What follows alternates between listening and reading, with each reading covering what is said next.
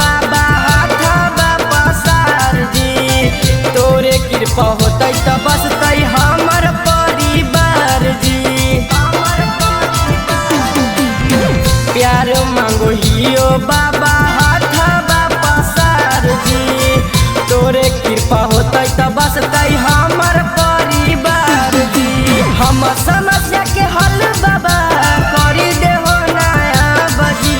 हमर समस्या के हल बाबा करी देहो नया बजी। ओकरे से सदिया रचाइदा बाबा जेकरा से करहियो लाबजी। ओकरे से सदिया रचाइदा बाबा जेकरा से करहियो लाबजी।